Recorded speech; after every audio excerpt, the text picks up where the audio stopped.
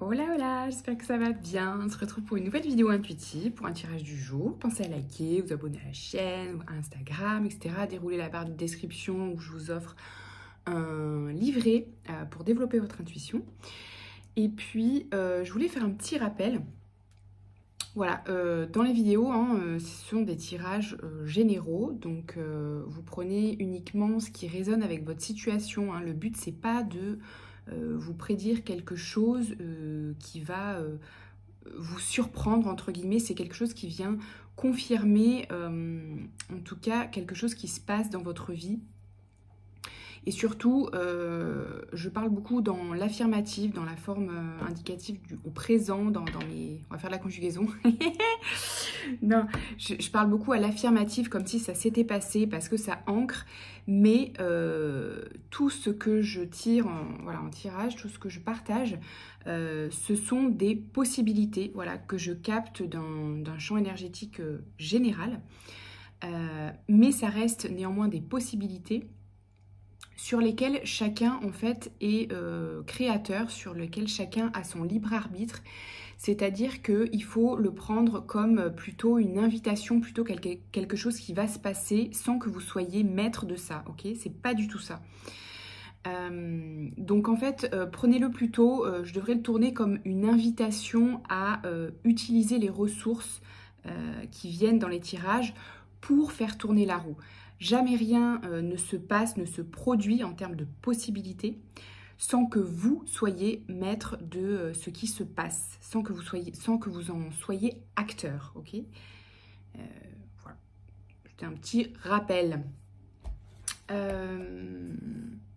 Donc si aussi je suis pas assez claire, si parfois c'est trop vague ce que je partage parce que ça me vient comme ça, n'hésitez pas à me dire voilà en quoi ça consiste, s'il y a une ressource qui sort ou un état d'être, je sais pas, des concepts un peu peut-être abstraits que vous avez besoin que je sois plus concrète. J'essaye de l'être, mais c'est pas facile dans les tirages généraux parce que du coup on n'a pas d'exemple plus concret. J'essaye d'en trouver, mais voilà.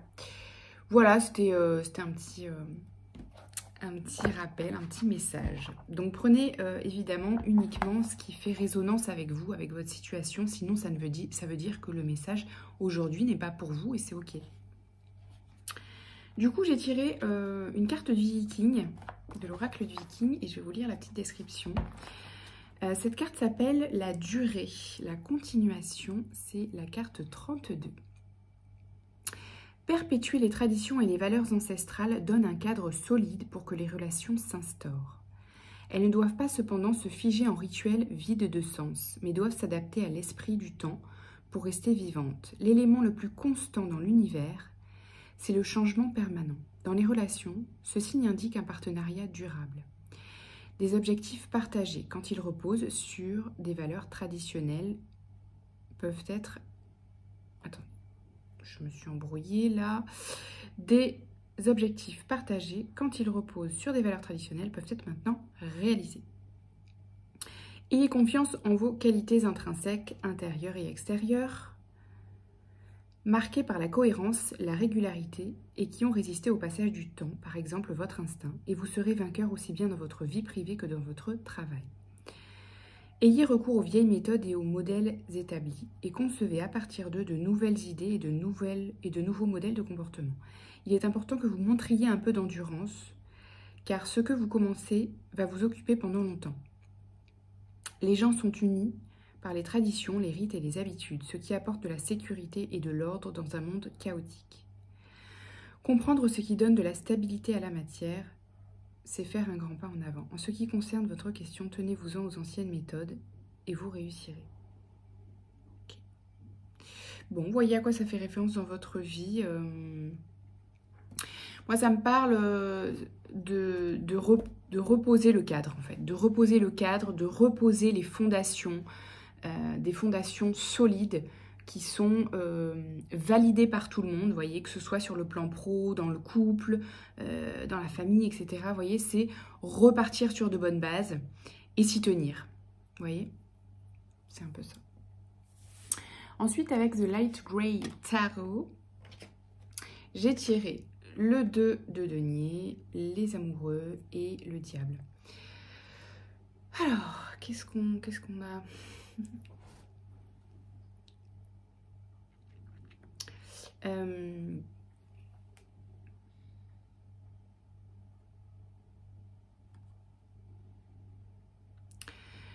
Vous êtes à un endroit, possiblement, où vous reposez justement les bases d'un équilibre sain dans votre vie, pro ou perso, ou les deux, etc.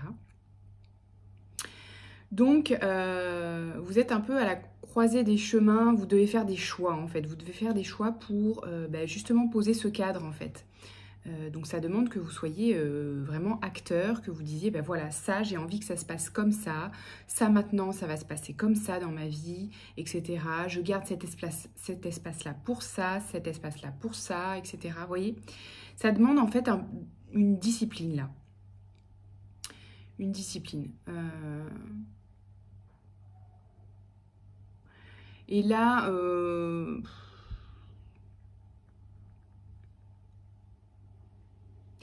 Le diable, je dirais que ça fait remonter, ouais, c'est parce que ça fait remonter là des peurs ou des anciens, voilà, des anciennes histoires, des anciens schémas, bien sûr, qui font que vous avez eu à poser ces limites-là. Enfin, justement, peut-être que vous les aviez pas assez posées, vous n'aviez pas posé assez de limites auprès de personnes dans la vie pro ou perso ou les deux, qui pouvaient être toxiques pour vous et qui du coup vous ont un petit peu bouffé, vous voyez. C'est un peu ça que je ressens. Donc là c'est un peu comme si il y avait une nouvelle version de l'histoire que vous pouviez réécrire en gros, avec une nouvelle expérience, hein. Il ne s'agit pas des mêmes personnes ni du même contexte, tout est nouveau, mais vous voyez ce que je veux dire? Ensuite, on a la tour, le 7 de bâton et la reine d'épée.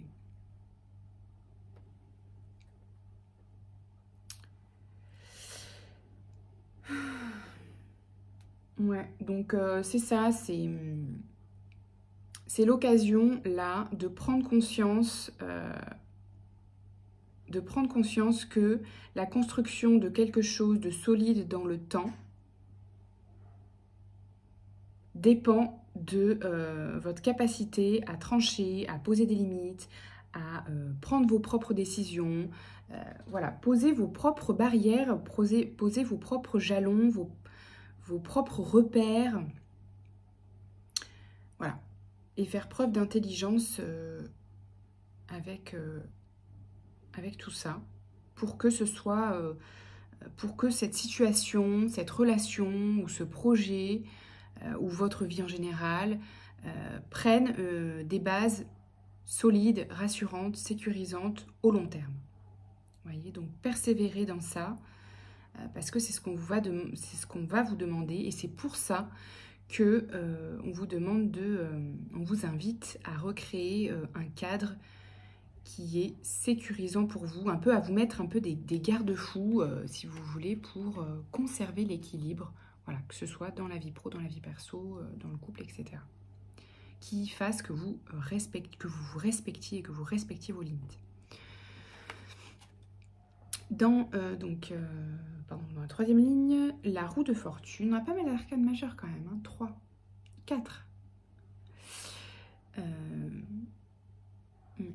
La roue de fortune, l'as de pentacle et le 9 d'épée. Alors, du coup, il y a déjà de toute façon un espace où vous avez été persévérant. Hein. La persévérance, c'est vraiment